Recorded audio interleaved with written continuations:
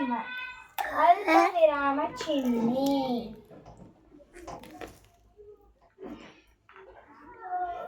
ಅಲ್ಪ ವಿರಾಮ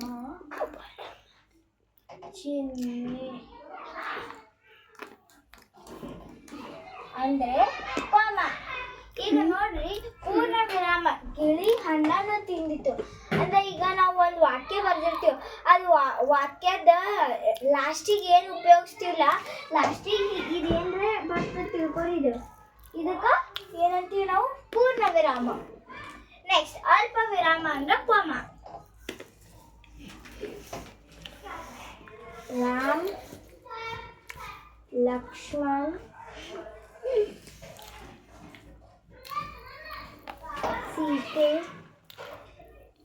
ಸೀತಾ. ಪೆನ್ನು ಪುಸ್ತಕ, ಪೆನ್ನು ಪುಸ್ತಕ, ಟೇಬಲ್. ಟೇಬಲ್ ಕನ್ನಡದೊಳಗೆ ಏನಂತೀವಿ? ಟಿಪಾಯಿ. ಟಿಪಾಯಿ. ನೋಡ್ರಿ, ಇಲ್ಲ ಬಂದೈತಿ ಇಲ್ಲಿ ಕಾಮ.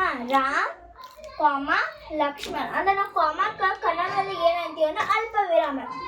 ರಾಮ್ ಅಲ್ಪ ವಿರಾಮ, ಲಕ್ಷ್ಮಣ್ ಅಲ್ಪ ವಿರಾಮ, ಸೀತಾ ಅಲ್ಪ ವಿರಾಮ, ಪೆನ್ನು ಅಲ್ಪ ವಿರಾಮ, ಪುಸ್ತಕ ಅಲ್ಪ ವಿರಾಮ, ಟಿಪಾಯಿ ತೆಗೆದುಕೊಂಡರು. ಅಂದ್ರೆ ಅಲ್ಪ ವಿರಾಮ ಅಂದ್ರೆ ನಾವು ಈಗ ಒಂದು ವಾಕ್ಯ ಬರ್ದಿರ್ತೀವಿ, ಅದ್ರೊಳಗೆ 4ರಿಂದ 5 ವಸ್ತುಗಳ ಹೆಸರು ಅಥವಾ ಅನವರ್ಥ ನಾಮ, ಅಂಕಿತ ನಾಮ ಏನಿದ್ದನ್ನ ನಾವು ಏನು ಕಾಮ ಕೊಡ್ತಿಲ್ಲ ಅದ ಅಲ್ಪ ವಿರಾಮ.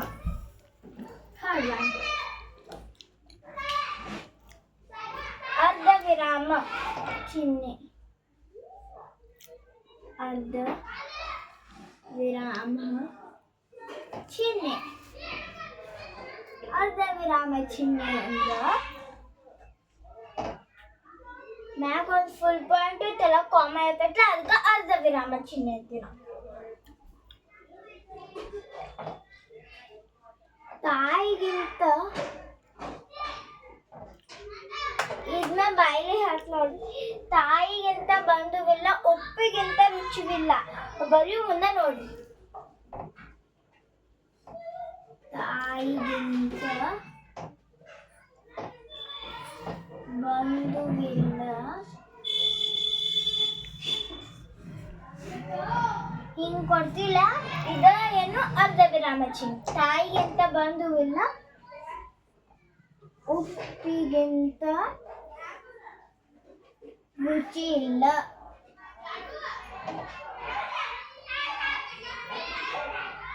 ಹಾಗಂದ್ರೆ ಹಿಂಗ್ ಕೊಡ್ತಿಲ್ಲ, ತಾಯಿಗಿಂತ ಬಂಧುವಿಲ್ಲ, ಉಪ್ಪಿಗಿಂತ ರುಚಿ ಇಲ್ಲ. ಇಲ್ಲಿ ಏನ್ ಕೊಟ್ಟಿಲ್ಲ, ಇದ ಅರ್ಧ ವಿರಾಮ ಚಿಹ್ನೆ.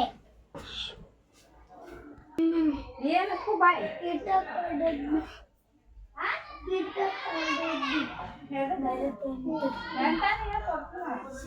ಹಲೋ.